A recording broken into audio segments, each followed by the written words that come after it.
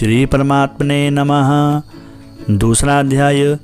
संजय बोले कि पूर्वोक्त प्रकार से करुणा करके व्याप्त और आंसुओं से पूर्ण तथा व्याकुल नेत्रों वाले शोक युक्त उस अर्जुन के प्रति भगवान मधुसूदन ने यह वचन कहा।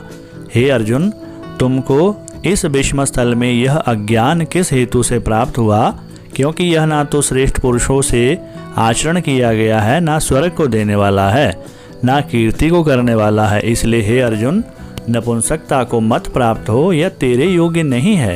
हे परंतप, तुच्छ हृदय की दुर्बलता को त्याग कर युद्ध के लिए खड़ा हो जा। तब अर्जुन बोले कि हे मधुसूदन, मैं रणभूमि में भीष्म पितामह और द्रोणाचार्य के प्रति किस प्रकार से बाणों से युद्ध करूंगा? क्योंकि हे अरिसूदन, ये दोनों ही पूजनीय हैं। इसलिए इन महानुभाव गुरुजनों को न मारकर इस लोक में भिक्षा का अन्न भी भोगना कल्याणकारक समझता हूँ। क्योंकि गुरुजनों को मारकर भी इस लोक में रुधिर से सने हुए अर्थ और काम रूप भोगों को ही तो भोगूंगा। और हम यह भी नहीं जानते कि हमारे लिए क्या करना श्रेष्ठ है, अथवा यह भी नहीं जानते कि हम जीतेंगे या हमको बेजीतेंगे। और जिनको मारकर हम जीना भी नहीं चाहते, वे ही धृतराष्ट्र के पुत्र हमारे सामने खड़े हैं। इसलिए कायरता रूप दोष करके अपहत हुआ स्वभाव वाला और धर्म के विषय में मोहित चित्त हुआ मैं आपसे पूछता हूँ कि जो कुछ निश्चय किया हुआ कल्याणकारक साधन हो वह मेरे लिए कहिए। क्योंकि मैं आपका शिष्य हूँ, इसलिए आपके शरण हुए मेरे को शिक्षा दीजिए। क्योंकि भूमि में निष्कंटक धन धान्य संपन्न राज्य को और देवताओं को स्वामी बने को प्राप्त होकर भी मैं उस उपाय को नहीं देख रहा हूँ जो मेरी इंद्रियों के सुखाने वाले शोक को दूर कर सके। संजय बोले, हे राजन, निद्रा को जीतने वाले अर्जुन अंतर्यामी श्री कृष्ण महाराज के प्रति इस प्रकार कहकर फिर श्री गोविंद भगवान से युद्ध नहीं करूंगा ऐसे स्पष्ट कहकर चुप हो गए। उसके उपरांत हे भरतवर्षी धृतराष्ट्र, अंतर्यामी श्री कृष्ण महाराज ने दोनों सेनाओं के बीच में उस शोक युक्त अर्जुन को हंसते हुए से ये वचन कहे। हे अर्जुन, तू ना शोक करने योग्य के लिए शोक करता है और ना पंडितों के से वचनों को कहता है, परंतु पंडित जन जिनके प्राण चले गए हैं और उनके लिए और जिनके प्राण नहीं गए हैं उनके लिए भी शोक नहीं करते हैं। क्योंकि आत्मा नित्य है, इसलिए शोक करना अयुक्त है। वास्तव में ना तो ऐसा ही है कि मैं किसी काल में नहीं था अथवा तू नहीं था अथवा ये राजा लोग नहीं थे, और ना ऐसा ही है कि इससे आगे हम सब नहीं रहेंगे। किंतु जैसे जीवात्मा की इस देह में कुमार, युवा और वृद्धावस्था होती है, वैसे ही अन्य शरीर की प्राप्ति होती है। उस विषय में धीर पुरुष मोहित नहीं होता है। अर्थात जैसे कुमार, युवा और जरावस्था स्थूल शरीर का विकार अज्ञान से आत्मा में भासता है, वैसे ही एक शरीर से दूसरे शरीर को प्राप्त होना रूप सूक्ष्म शरीर का विकार भी अज्ञान से ही आत्मा में भासता है। इसलिए तत्व को जानने वाला धीर पुरुष इस विषय में मोहित नहीं होता। हे कुंती पुत्र, सर्दी गर्मी और सुख दुख को देने वाले इंद्रिय और विषयों के संयोग तो क्षण भंगुर और अनित्य हैं। इसलिए हे भरतवर्षी अर्जुन, उनको तू सहन कर। क्योंकि हे पुरुष श्रेष्ठ, दुख सुख को समान समझने वाले जिस धीर पुरुष को ये इंद्रियों के विषय व्याकुल नहीं कर सकते, वह मोक्ष के लिए योग्य होता है। और हे अर्जुन, असत वस्तु का तो अस्तित्व ही नहीं है और सत्य का अभाव नहीं है। इस प्रकार इन दोनों का ही तत्वज्ञानी पुरुषों द्वारा देखा गया है। इस न्याय के अनुसार नाश रहित तो तू उसको जान कि जिससे यह संपूर्ण जगत व्याप्त है। क्योंकि इस अविनाशी का विनाश करने को कोई भी समर्थ नहीं है। और इस नाश रहित अप्रमेय नित्य स्वरूप जीवात्मा के ये सब शरीर नाशवान कहे गए हैं। इसलिए हे भरतवर्षी अर्जुन, तू युद्ध कर।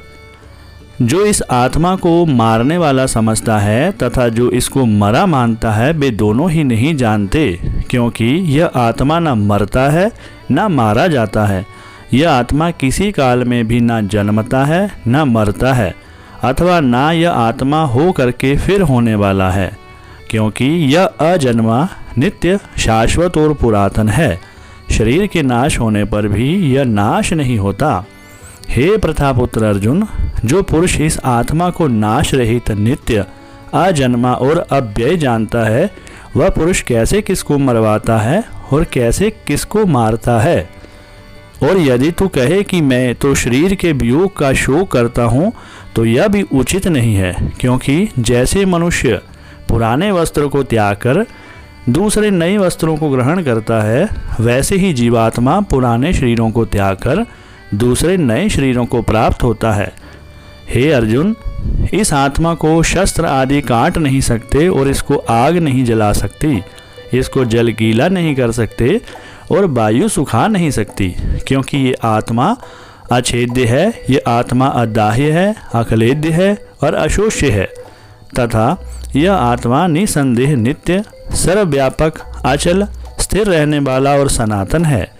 यह आत्मा अव्यक्त अर्थात इंद्रियों का अविषय और यह आत्मा अचिंत्य अर्थात मन का अविषय और आत्मा विकार रहित अर्थात ना बदलने वाला कहा गया है। इससे हे अर्जुन, इस आत्मा को ऐसा जानकर तू शोक करने योग्य नहीं है, अर्थात तुझे शोक नहीं करना चाहिए। यदि तू इसको सदा जन्मने और सदा मरने वाला माने, तो भी हे अर्जुन, इस प्रकार शोक करने को योग्य नहीं है, क्योंकि ऐसा होने से तो जन्मने वाले की निश्चय मृत्यु है और मरने वाले का निश्चय ही जन्म होना सिद्ध हुआ। इससे भी तू इस बिना उपाय वाले विषय में शोक करने को योग्य नहीं है। यह भीष्मादिकों के शरीर मायामय होने से अनित्य है, इससे शरीरों के लिए भी शोक करना उचित नहीं है, क्योंकि हे अर्जुन, संपूर्ण प्राणी जन्म से पहले बिना शरीर वाले और मरने के बाद भी बिना शरीर वाले ही हैं। केवल बीच में ही शरीर वाले प्रतीत होते हैं, फिर उस विषय में क्या चिंता है।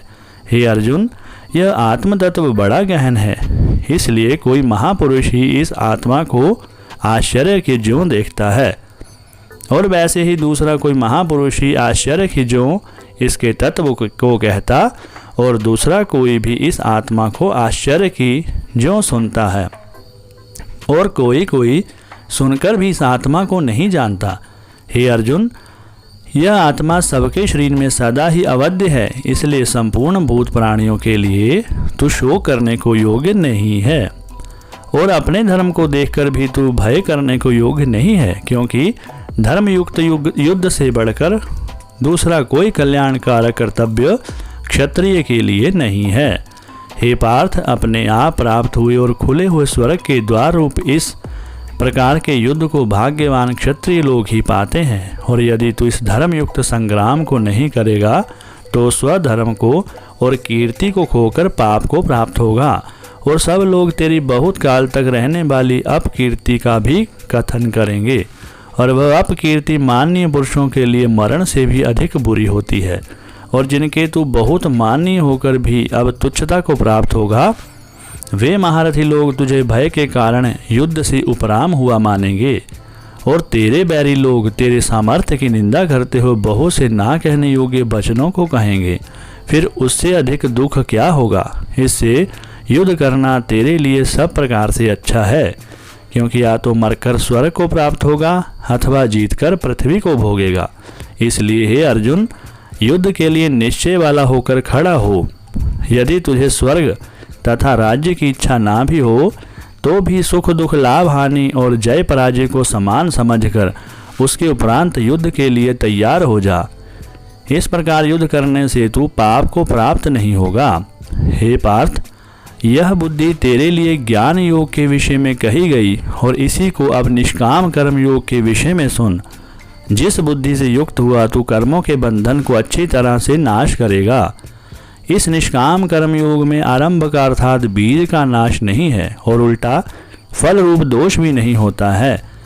इसलिए इस निष्काम कर्म योग धर्म का थोड़ा भी साधन जन्म मृत्यु रूप महान भय से उद्धार कर देता है। हे अर्जुन, इस कल्याण मार्ग में निश्चयात्मक बुद्धि एक ही है, और अज्ञानी पुरुषों की बुद्धियां बहुत भेदों वाली अनंत होती हैं। हे अर्जुन, जो सकामी पुरुष केवल फल श्रुति में प्रीति रखने वाले हैं, स्वर्ग को ही परम श्रेष्ठ मानने वाले हैं, इससे बढ़कर और कुछ नहीं है, ऐसा कहने वाले हैं, वे अविवेकी जन जन्म रूप कर्म फल को देने वाली और भोग तथा ऐश्वर्य की प्राप्ति के लिए बहुत सी क्रियाओं के विस्तार वाली इस प्रकार की जिस दिखाऊ शोभा युक्त वाणी को कहते हैं, उस वाणी द्वारा हरे हुए चित्त वाले तथा भोग और ऐश्वर्य में आसक्ति वाले उन पुरुषों के अंतःकरण में निश्चयात्मक बुद्धि नहीं होती है। हे अर्जुन, सब वेद तीनों गुणों के कार्य रूप संसार को विषय करने वाले अर्थात प्रकाश देने वाले हैं। इसलिए तू असंसारी अर्थात निष्कामी और सुख दुखादि द्वंद्वों से रहित नित्य वस्तु में स्थित तथा योगक्षेम को ना चाहने वाला और आत्मपरायण हो, क्योंकि मनुष्य का सब ओर से परिपूर्ण जलाशय के प्राप्त होने पर छोटे जलाशय में जितना प्रयोजन रहता है, अच्छी प्रकार ब्रह्म को जानने वाले ब्राह्मण का भी सब वेदों में उतना ही प्रयोजन रहता है। अर्थात जैसे बड़े जलाशय के प्राप्त हो जाने पर जल के लिए छोटे छोटे जलाशयों की आवश्यकता नहीं रहती, वैसे ही ब्रह्मानंद की प्राप्ति होने पर आनंद के लिए वेदों की आवश्यकता नहीं रहती।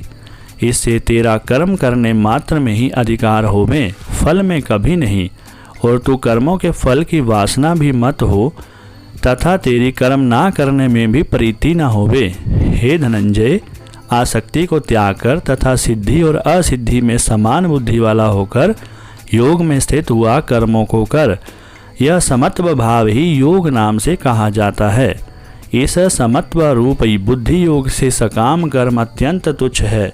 इसलिए हे धनंजय, समत्व बुद्धि योग का आश्रय ग्रहण कर, क्योंकि फल की वासना वाले अत्यंत दीन हैं। समत्व बुद्धि युक्त पुरुष पुण्य पाप दोनों को इस लोक में ही त्याग देता है, अर्थात उसमें लिपायमान नहीं होता। इससे समत्व बुद्धि योग के लिए ही चेष्टा कर।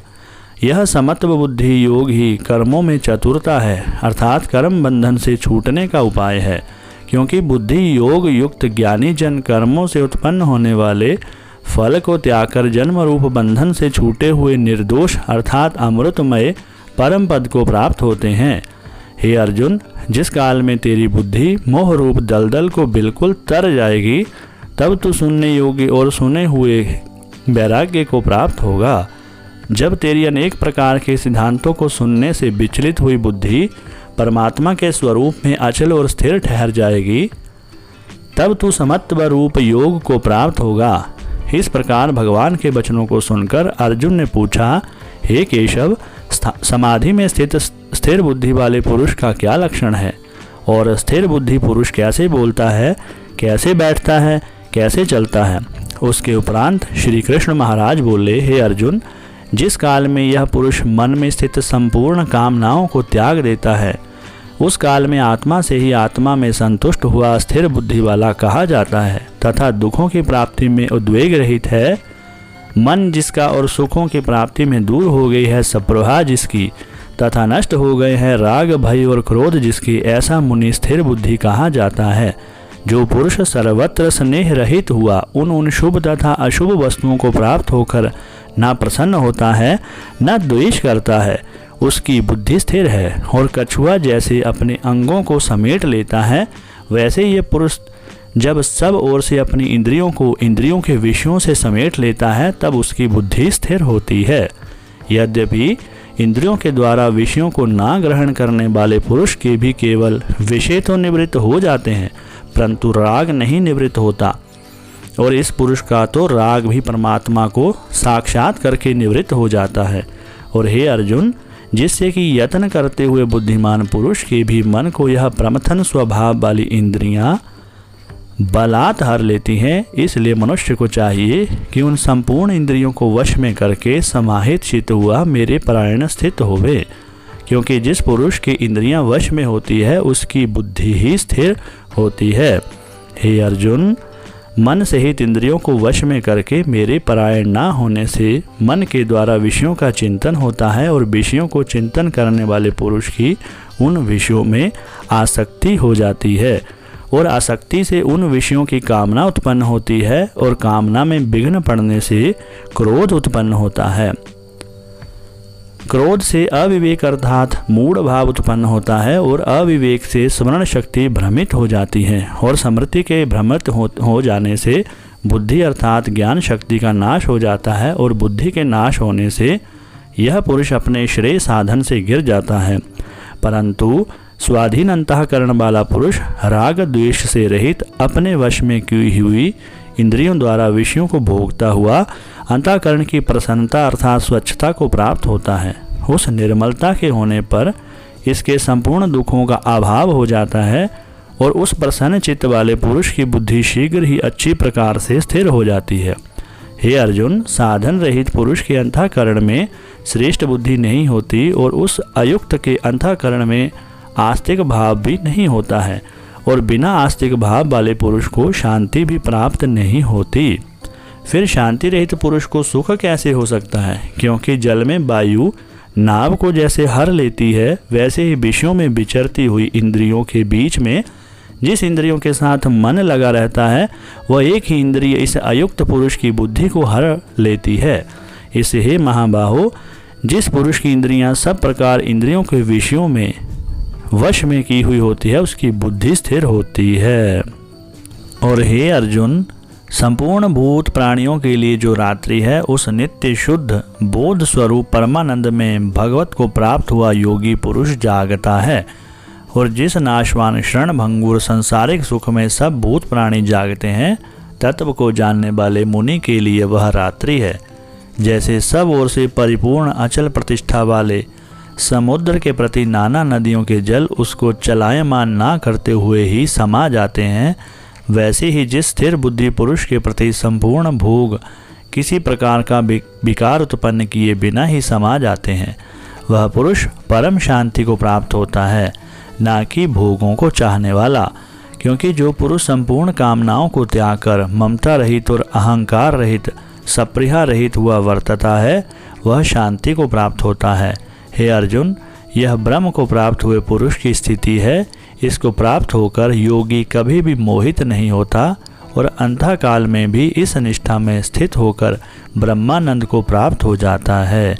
हरे कृष्ण कृष्ण कृष्ण हरे हरे, हरे राम राम राम हरे हरे।